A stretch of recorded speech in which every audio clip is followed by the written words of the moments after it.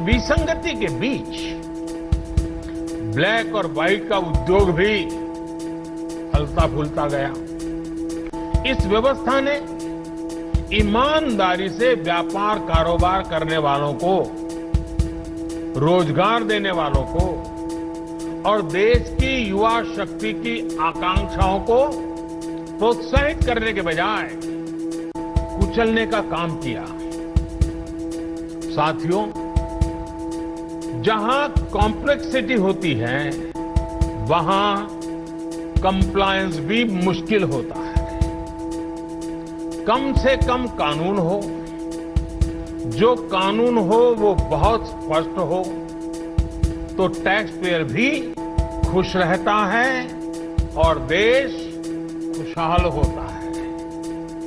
बीते कुछ समय से यही काम करने की दिशा में एक के बाद एक कदम उठाए जा रहे हैं। अब जैसे दर्जनों टैक्सेस की जगह जीएसटी आ गया, रिटर्न से लेकर रिफंड की व्यवस्था को पूरी तरह से ऑनलाइन किया गया।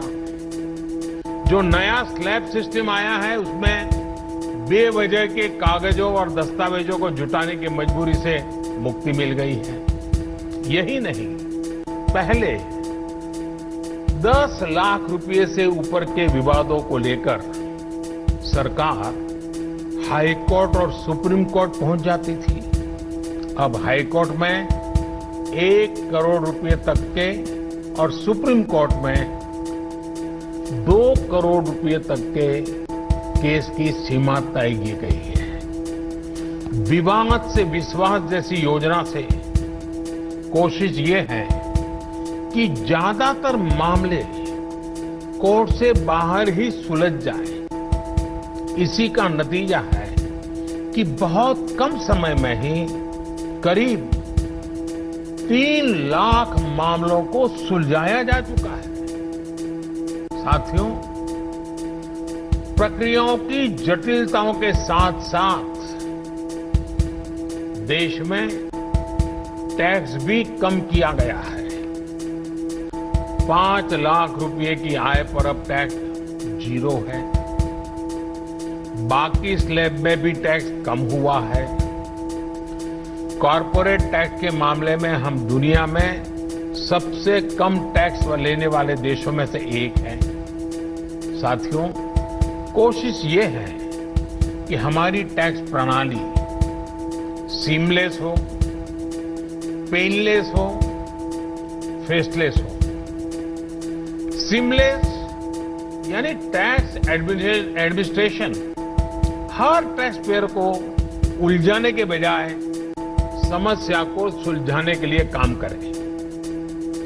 पेनलेस यानी टेक्नोलॉजी से लेकर रूल्स तक सब कुछ सिंपल हो। फेसलेस यानी टैक्स पेयर कौन है और टैक्स ऑफिसर कौन है, इससे मतलब ही नहीं होना चाहिए। आज से लागू होने वाले ये रिफॉर्म्स इसी सोच को आगे बढ़ाने वाले हैं।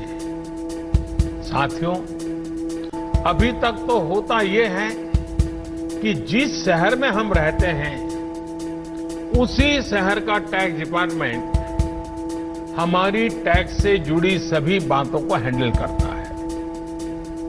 स्क्रूटिनी हो, नोटिस हो, सर्वे हो या फिर जब्ती हो, इसमें उसी शहर के इनकम टैक्स डिपार्टमेंट की आयकर अधिकारी की मुख्य भूमिका रहती है। अब ये भूमिका एक प्रकार से खत्म हो गई है। अब इसको टेक्नोलॉजी की मदद से बदल दिया गया है। अब स्क्रूटिनी के मामलों को देश के किसी भी क्षेत्र में किसी भी अधिकारी के पास रैंडम तरीके से आवंटित किया जाएगा। अब जैसे मुंबई के किसी टैक्स पेयर का रिटर्न से जुड़ा कोई मामला सामने आता है, तब इसकी छानबीन का जिम्मा मुंबई के अधिकारी के पास नहीं जाएगा, बल्कि संभव है कि वो चेन्नई चला जाए, गुवाहाटी चला जाए, रायपुर चला जाए, अहमदाबाद चला जाए। वो फेसलेस टीम के पास जा सकता है और वहां से भी जो आदेश निकलेगा उसका रिव्यू किसी दूसरे शहर, कहीं जयपुर हो जाएगा, बेंगलुरु हो जाएगा, चेन्नई हो जाएगा, कोची हो जाएगा, वहां की टीम करेगी। अब फेसलेस टीम कौन सी होगी, इसमें कौन होगा, ये भी कंप्यूटर रैंडमली तय करेगा